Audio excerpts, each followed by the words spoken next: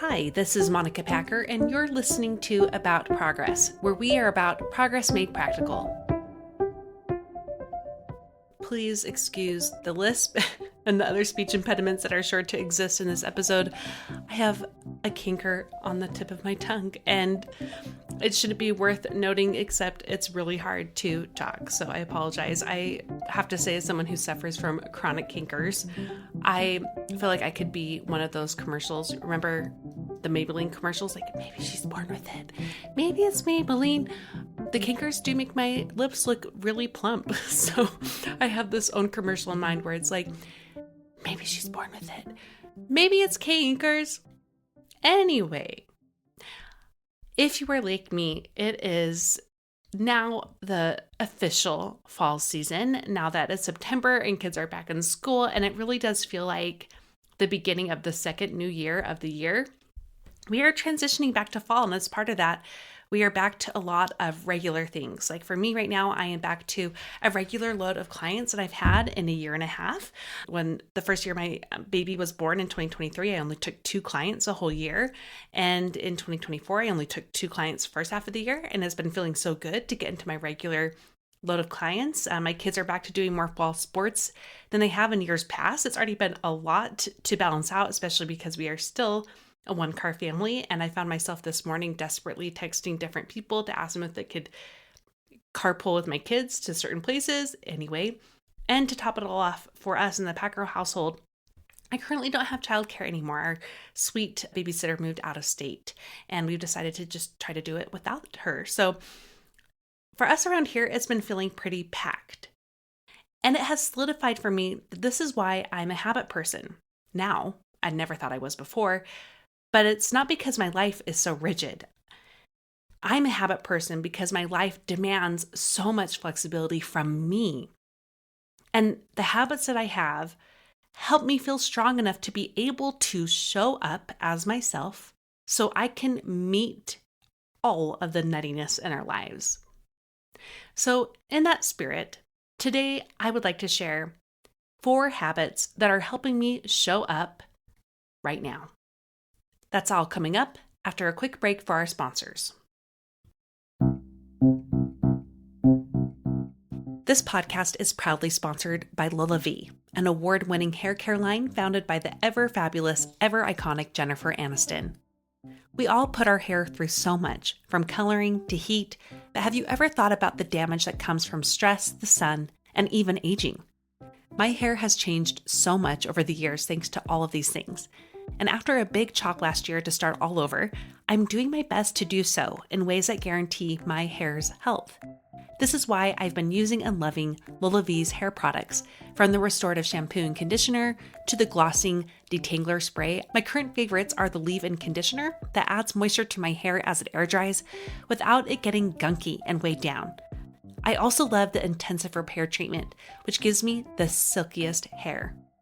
With my very sensitive skin and scalp, I adore that all of LolaVie's products are formulated with naturally derived plant-based ingredients without using water, including a technology derived from chia seeds, the B Pro 3, that constructs a new protective cuticle around the hair where damage begins to keep it healthy and looking its best.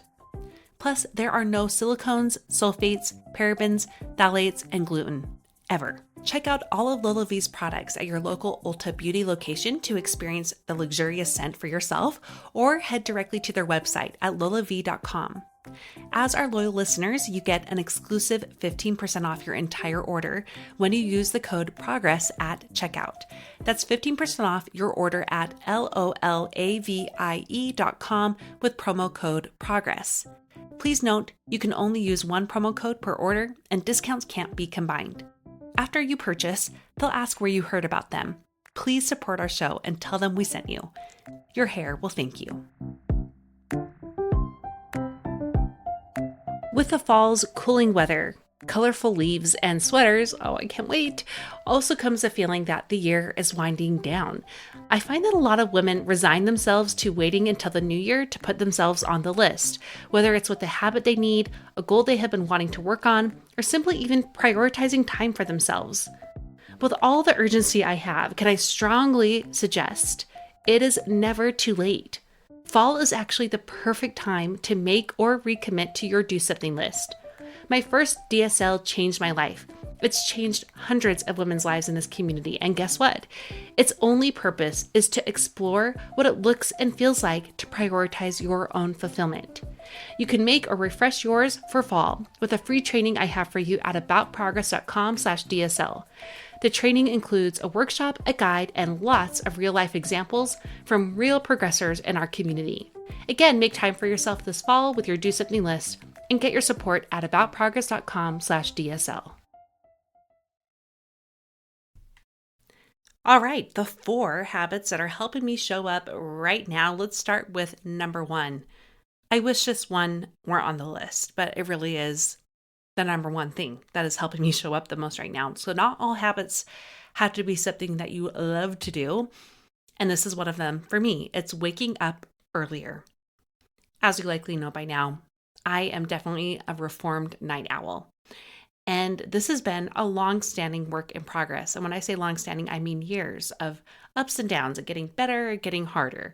And with the disruption of having a newborn last year, I feel like around the 9-month mark of after he was born, I was able to slowly get back to waking up between 6 and 6:30, which felt like a huge accomplishment. But now as we're heading back into the school year and I have an official middle schooler now and kids who need to be every which direction after school, and I really want to use my time wisely with having a lot of one-on-one quality time with my toddler in the morning and working very well when he's napping, which he is right now, it has been paramount that I wake up earlier. And I'm doing that bit by bit. I'm slowly working my way back to waking up at 5:30. And most mornings I've been waking up around 5:40, 5:45, which is usually about 20 minutes earlier than my typical wake up time of 6. And I have to say that even waking up 20 minutes earlier than my normal time has made a massive difference. And that's partly because I have finally owned that I move very slowly in the morning. I know this because anytime I wake up, I can't kneel down to say my morning prayers. Why? Because I will fall asleep and it will turn into an hour-long, in quotes, prayer. And it's kind of the same way with using the bathroom and getting dressed and getting my water bottle. Even though I have my clothes set out the night before and even the water bottle, it usually takes me about 15 to 20 minutes to actually get up to where I need to be. And for me, that's exercising in the early morning before my kids get up. And so just owning that about myself and just knowing, okay, it's okay that it can take you up to 20 minutes to actually be working out, even though you work out from home. Let's own that. Let's gradually wake up earlier. So right now, again, between 5:40, 5:45, and I'm just going to keep working my way back to the 5:30 a.m. wake up time. And it's not going to be every single day, just so you know. My target for consistency is more times than not, and that goes with my definition of consistency is that consistency is doing your best most of the time over time. And so if I'm hitting more days than not, slowly working my way back, that's going to be great. And I am starting to get that magical thing of you like waking up more on your own around that time you're supposed to be waking up. So Brad gets up like at 5:15 every day. And I mean like almost every day.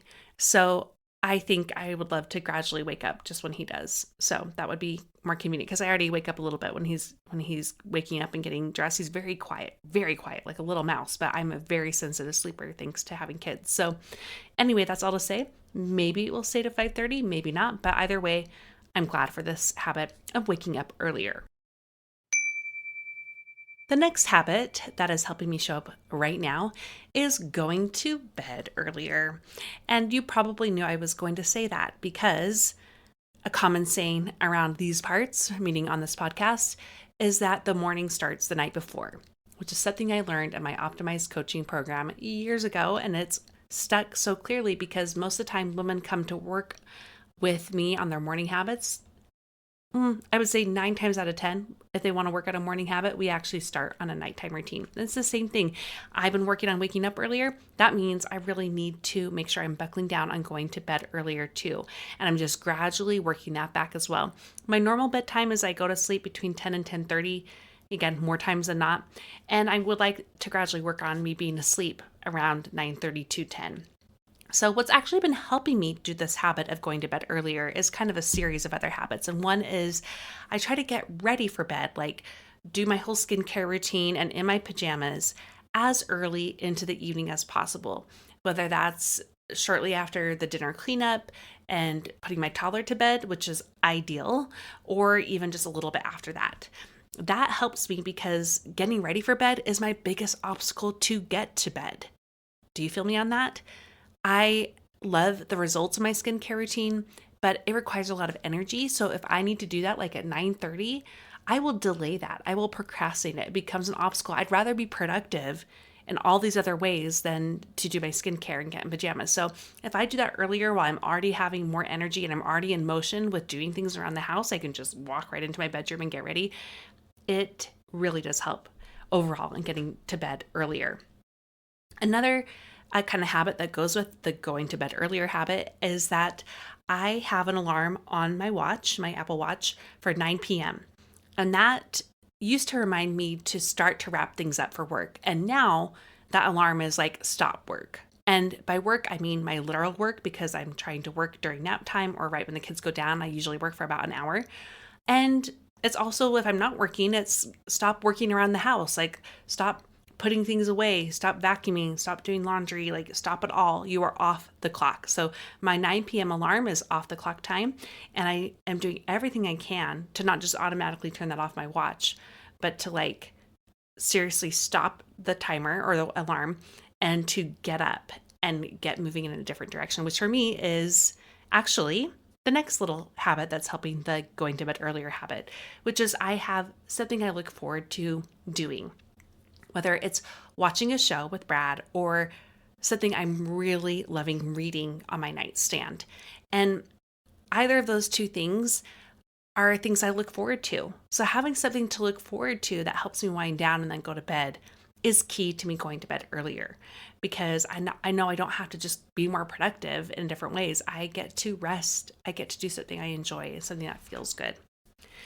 So that second habit was going to bed earlier, and I also shared a few other habits that help that overall habit. I have 2 more habits to share with you, but first let's take a quick break for our sponsors. This podcast is sponsored by AquaTrue. I first worried about the cleanliness of our water during the years we lived in the Bay Area. Tap water had to be resourced from far away, and it not only tasted strange, I worried about the contaminants it contained. The truth was, I should have been worried because 3 out of 4 homes in America have harmful contaminants in their tap water, thanks to extensive research by the Environmental Working Group. Our concerns remained the same after our move to Utah, so we were so thrilled to get a water purifying system from AquaTrue. AquaTrue purifiers use a 4-stage reverse osmosis purification process, and their countertop purifiers, that's what we have, work with no installation or plumbing. It removes 15 times more contaminants than ordinary pitcher filters, and your filters last 6 months to 2 years, which is a whole lot longer than we were used to with our normal pitcher filters. We've had ours for about 4 months now, and we will never go back. Not only does our water taste better, in fact, all my boys have commented on unprompted, it's obviously so much cleaner. Oh, and thanks to the pitcher always being ready and available on the countertop, we are all drinking more water too. AquaTrue has water purifiers to fit every type of home, from the countertop purifiers to higher capacity under the sink options. AquaTrue comes with a 30-day money-back guarantee and even makes a great gift. Today, my listeners receive 20% off any AquaTrue purifier. Just go to aquatrue.com. That's AQUATRU.com and enter code MONICA at checkout. That's 20% off any AquaTrue water purifier when you go to aquatrue.com and use promo code MONICA. I'll never forget my own eureka moment when it came to habit formation. After years of learning about and even trying to teach habits to my first coaching clients, I realized the biggest reason why women had to do habits differently. Our lives are different from men's lives. And oops, all the biggest books and habit formation methods we were learning from were written and designed by men. You may be wondering why I'd make such blanket statements, but I'll tell you now that these aren't just my opinions. They're research-backed, and it all goes back to a decades-long area of study, invisible labor. Studies show that all women have less time, energy, and support than even the best of men in their lives. So of course, that means we have to do habits differently. If you're ready to do so and still form habits that stick, the kind that support you instead of you hustling to support the habits, sign up for my Sticky Habit Intensive, my 21-day live habit course, challenge, and community. We are now open for September's Sticky Habit Intensive, and a new bonus is a free buddy pass, so you'll get an extra layer of accountability. You can sign up at aboutprogress.com/intensive, and if it's not open, get on the waitlist to get first dibs to our limited spots for the next one. Again, aboutprogress.com/intensive to join us in the next Sticky Habit Intensive. The third habit that is helping me show up right now is doing my bi-weekly meal planning. Now, I got back into meal planning maybe around the halfway mark of 2023, moving into the latter end of 2023. Again, this is one of those habits that had to be put on the back burner when I was in that survival period with a newborn. And bringing it back off the back burner helped me because not only did we know what we were having for dinner, it also helped me grocery shop better. Now, I shared this on Instagram for a while, but I was really worried about our grocery bills because they were just so out of this world. And even though I felt like I was trying to be so careful and only getting what was on our list and making sure we had a list, like all that stuff, it was just really hard. I shopped around at different stores. I tried doing different kinds of budgets. Anyway, what ended up working was this tip from a podcast guest we had, Rachel Coons. And her tip was to not meal plan for a week, but meal plan for a 2-week period. And I have some simple ways that I do this. So let me just share. I don't plan breakfast, lunches, and snacks. Those are pretty typical. Breakfast, we always have oatmeal or pancakes or eggs. So we always have those ingredients on hand, actually. And if not, toast. Like we have toast. We have cereal on Fridays and Saturdays because it's expensive and my kids sail through it and they're hungry right after. So not to knock on cereal, but that's why we don't really eat cereal on the weekday mornings typically. And so those are always on hand. Lunches, my kids we do frozen sandwiches on Hawaiian rolls with ham and cheese. I got this idea from Brittany Hanks from Home and Kind years ago. We put them in the freezer and my kids just make their lunches the night before and put their own sandwiches in a container. My middle schooler has gotten sick of those and I don't blame him because we've been doing them for like 5 years. So we've been coming up with different freezable things for him. Like we've just been doing bagels with cream cheese already in them frozen, and he puts that in his lunchbox the night before. Anyway, and then like apples and carrots and crackers and goldfish or whatever else is on the side, those are just always in stock. And snacks are typically apples and cheese. And anyway, so we just keep those ingredients on hand. But dinner typically needs to be ingredients that I don't always remember to have on hand, or I need to make sure we do. Like I need to make sure we have the cheese or the beef or the tortillas. So that's why making sure I have our meals planned out helps me grocery shop better. Now, what's been crazy about this is not only has meal planning for 2 weeks at a time for just our dinners, that's all I'm meal planning, not only has that helped with my mental load, which has been amazing, it's also helped us save money on groceries because, as going with Rachel Coons' advice here, when you're doing a 2-week meal planning, then you're able to bulk shop for those 2 weeks. That means you try to get all your groceries for the 2 weeks. And we don't always, like the second week, we may need to do a really brief grocery run for just some produce. And we always do pickup, so that helps me not spend more money than we need to. But it really does save money. It saves on the brain power and that mental load, but also saves money on groceries. And I also have found it's not that hard. I think I would have thought so because I'm not someone who typically loves to meal plan. Actually, I would not say I love it at all. I would say I do not like it. I dislike this habit. But I do it because it makes life easier. It saves us money. And I also do it in a very simple way. So let me just share how I do the dinner specifically. We have one night that's always leftovers. We have Friday nights that are always homemade pizza night. So that's really easy. We always know the ingredients we need on hand for that.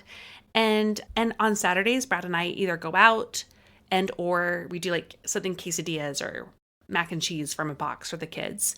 And so I'm really only planning meals for 4 nights of the week. And that's pretty doable, right? So I'm not planning 14 meals. I'm planning 8 total.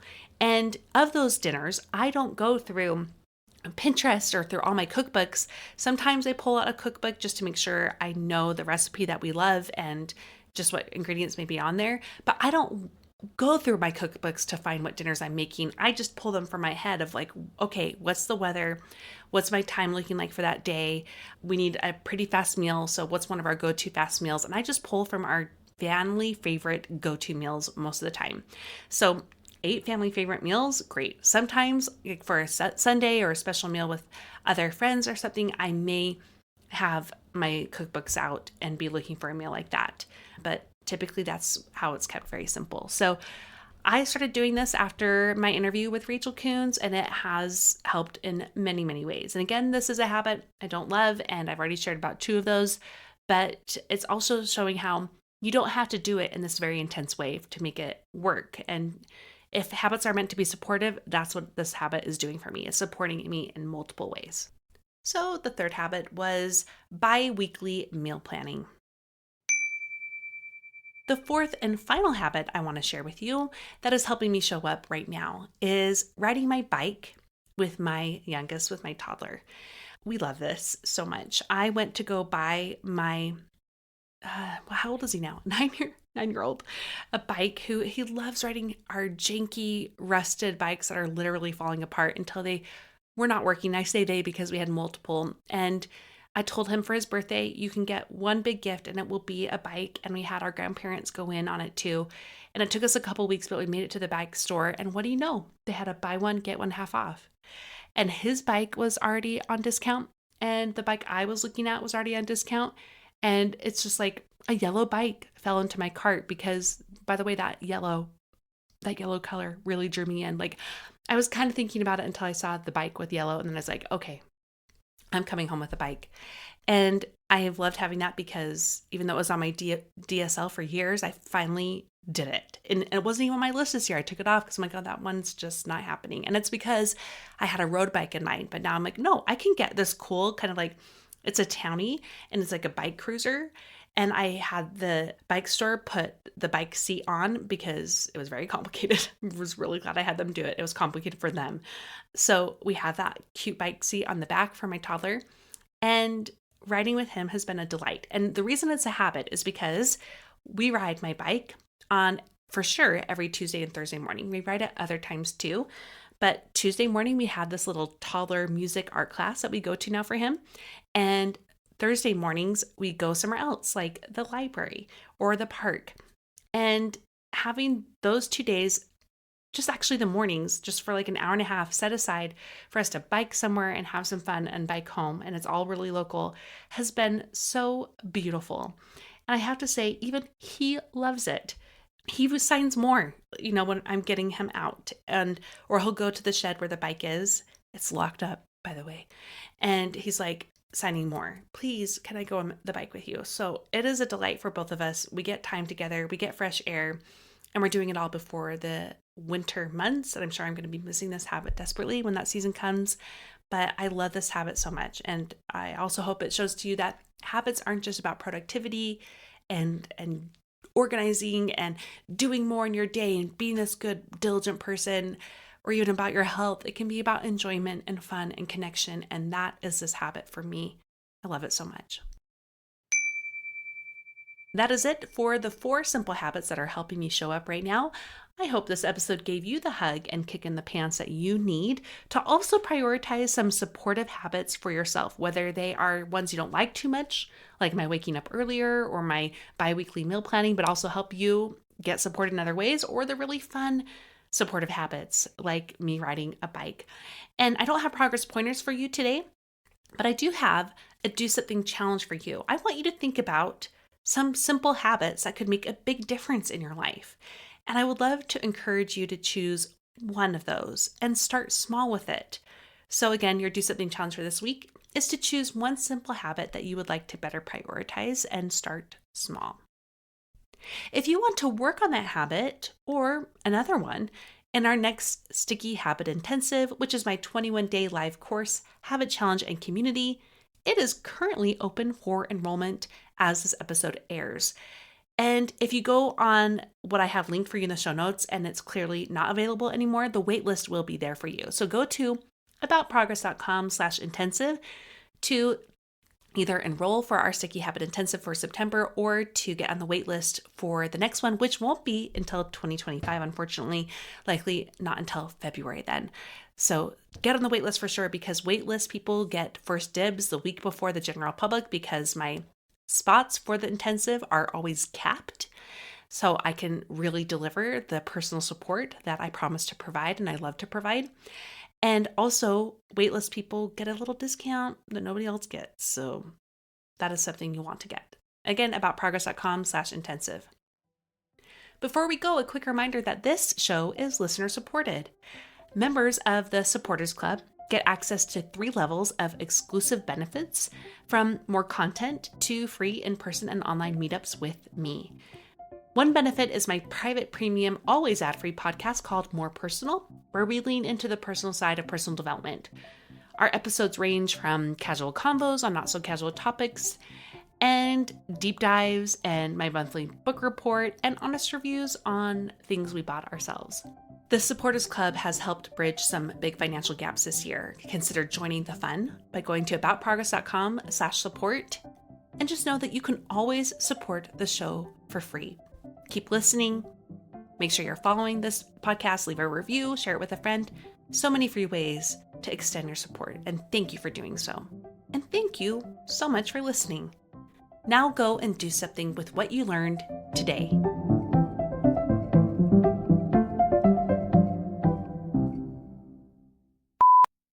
That's all showing up